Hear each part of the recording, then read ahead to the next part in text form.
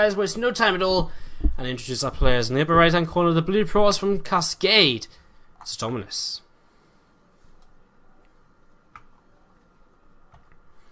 And his opponent in the upper left hand corner is going to be the yellow Terran player from team MiA. It is frozz.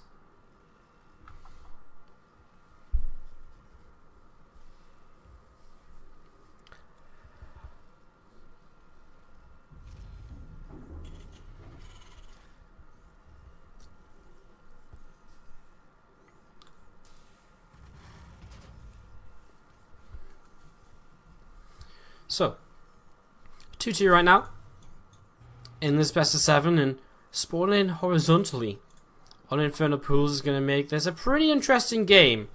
Not really the best of spawns, probably the spawns which most people would like to see disabled, but we've got to live with what Blizzard give us, and I guess it adds some interesting variety to the matchups. In fact, I don't think we've had a Team League match in horizontal spawns yet here on Infernal Pools that I can remember. I'm sure there must have been one, but I can't really remember there being one. We've seen a lot of vertical spawns. I remember Cascade, Jachi against Cass perhaps, or Cass against Heart as well, I think.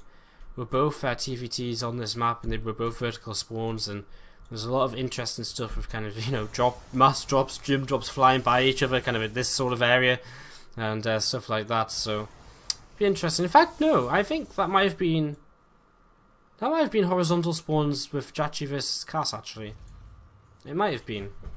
It's quite a while ago. I can't quite remember. Anyways, barracks on the way here for frozz, and for now, just a very standard opening after this CC first, and I mean, it's a large map, can afford to play a little bit more greedy than usual, and Adonminus is not going to take that though. He's actually just going to play quite standard.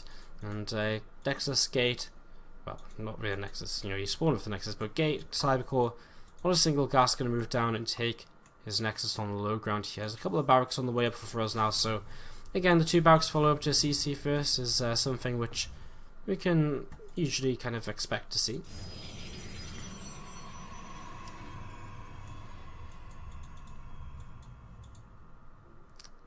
And Adonminus just popping down this Nexus, as we would expect. So SCV just going to move across the map here and look to see what's going on, look to see what's happening, see if he can spot anything going on here, and see if he can find his opponent. Quite interesting to scout vertically first instead of horizontally, because generally I would think if you play vertically or cross, you know, that's the kind of, you know, they're the positions where you're probably not going to change too much with your build. But if you play horizontally, you're going to probably want to think about the, you know, the much shorter pushing distance. It depends though, I guess. Frozz may very well have his own plans and may very well feel as though it's just more important for him to know if it's a vertical spawn instead of horizontal in this matchup or whatever, but he sees us not in the bottom left, and he will now rally across to the bottom right before heading up to the top right, where he will eventually find Adonminus. But in such a large map, so it's going to be a long time until he's actually able to find his way over there as a probe. Moving out onto the map, and we'll be heading towards his opponent's main base right now to try and see what's up and what's going on. And yeah, I mean, Adonminus doing what I would do, which is to scout horizontally first, and he's going to run into some Marines, but he's going to be able to at least see the command center, know where his opponent is, and yeah, just an engineering bay on the way for frozz. Second gas coming up. This probe runs into all of these Marines and goes down, but again, at least confirms where his opponent is. Probably didn't see the CC, just because of the way that rally works on here on this map. So he doesn't see the command center, but he saw a lot of Marines, and you know, it depends how much attention he was paying, but can probably assume that this CC is down here at this point, as we see SCV continuing to trek around the map, and will eventually make it up to this top right position where he does now know his opponent is. The scouting patterns make for quite a nice rectangle on the mini-map though, with some kind of darkened corners as well, so that's kind of cool pattern. I've not actually really seen that before. And so this game is going to be very interesting in these kind of horizontal spawns, and things about to get very interesting with a Oracle heading in towards frozz's natural here. There is a turret up, and the turret will fend off this Oracle here initially, as a lot of Marines are heading in towards the main base right now, and where exactly are they going to go? They're going to go straight for the main base middle line. I mean, this mothership core is out of position to drop a photon overcharge on the natural, so he kind of has to drop it on the main base, I think. A probe going down here. Oracle coming back to try and help. He's actually going to lose the Oracle, and that's not a good start for Adonminus in this defense. As the Stalkers will try and do a little bit here, and there's that photon overcharge. A very committed frozz though is going to keep stepping forwards. He's going to go for that mothership core next. Is he going to be able to get it? Yes, he is.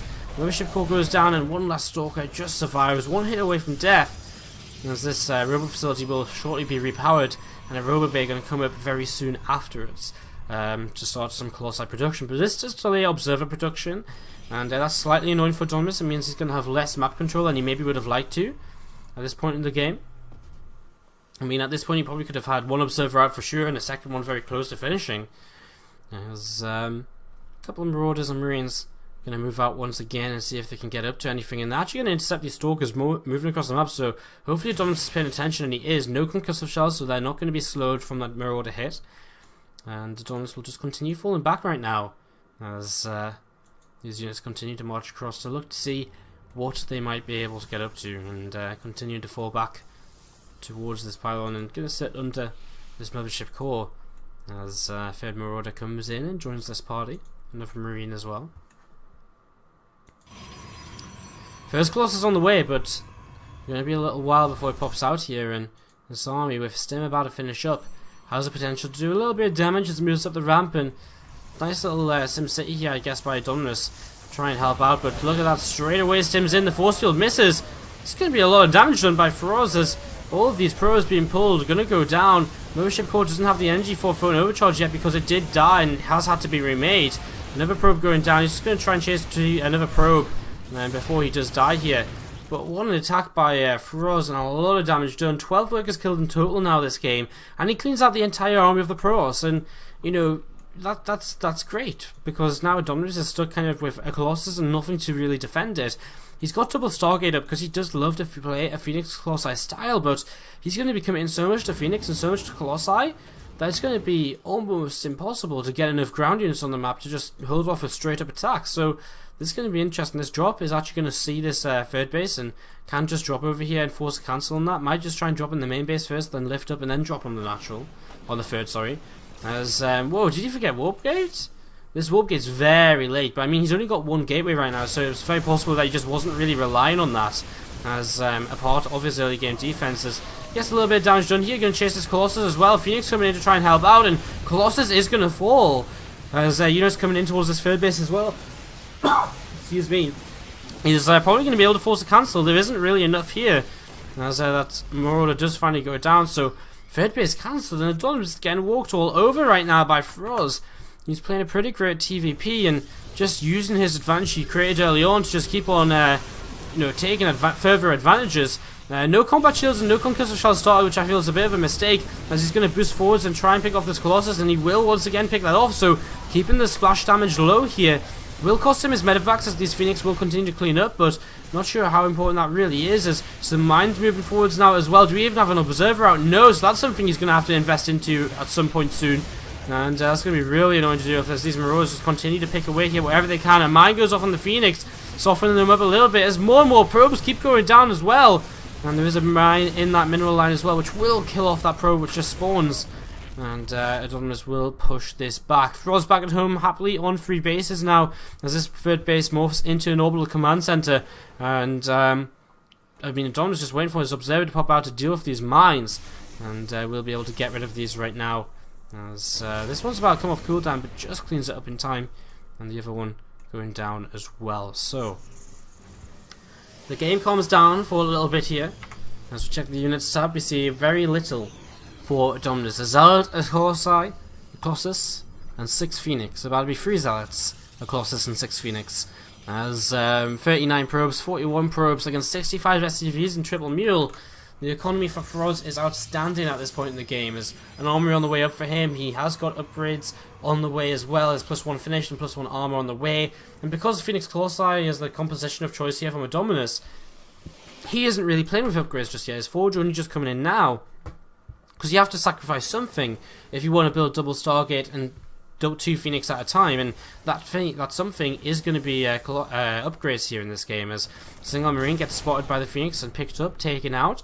More Phoenix being made, and the third Nexus trying to be re-established as well, as we see +2 weapons startup back at home as well for our Terran player, just continuing to build up this his upgrades and build up his mid-game strength, as he's got quite a few Vikings already on the map, and a lot of Marauders, which is going to be a really nice composition, I think, overall, because with so many Marauders, there's not going to be many gateway units.